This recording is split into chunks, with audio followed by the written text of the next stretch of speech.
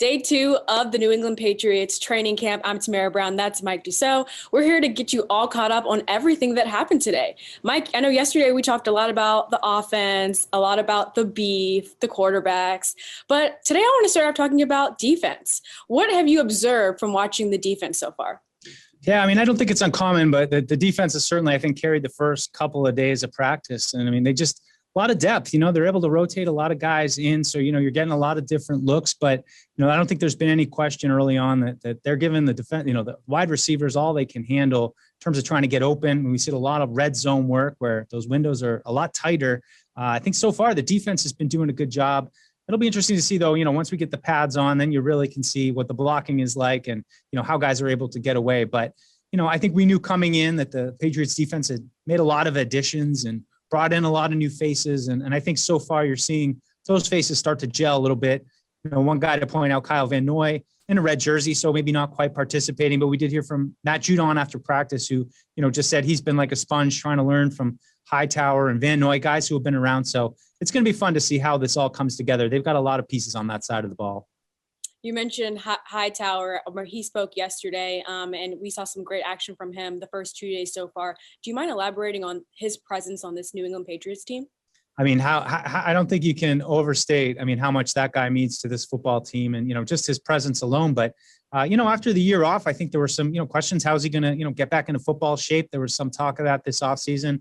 It doesn't look like he's missed a beat. I think he looks athletic. He looks, in real good shape. Even more so, I think, than earlier in his career, looking light on his feet and, running guys down. So that's a great sign. I think everything goes through him. He's such a prototypical Patriot in terms of the leadership, in terms of setting the tone. And just greatly missed last year with Hightower. So it's been great to see him back on the field. In this linebacker group, you talked a little bit about Kyle Van Noy. It's going to be so exciting to have him back out there. We said his name earlier today in the pre-training camp show on the field before practice started, and the fans just became so alive and electric. It's going to be exciting to see once he gets out of that red jersey. For sure. You talk about another guy who knows the system. He had that 1 year down in Miami with Ted Karras. It's kind of funny guys go down to Miami for a year and then they come back like they had a little vacation down there. But, it's when you look at what the Patriots were dealing with last year in terms of opt-outs, injuries, all that, what they were playing with at the end of the season, to have a veteran back like Kyle Van Noy, who, very much like Hightower, can play a number of roles, can play inside, can play on the edge, can play off the ball, all that.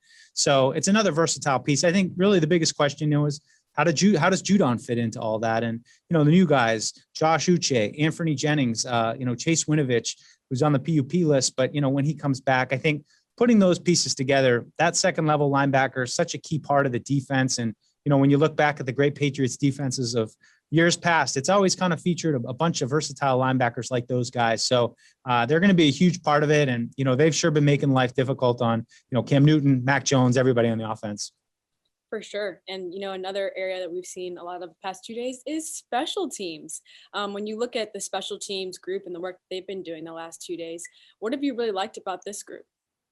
Yeah, it's we did see Gunnar Olszewski have a nice return. He also had a fumble, unfortunately, out of the end zone that forced him to take a lap. But the All-Pro last year, Gunnar, just looking quick and he's real tough to handle.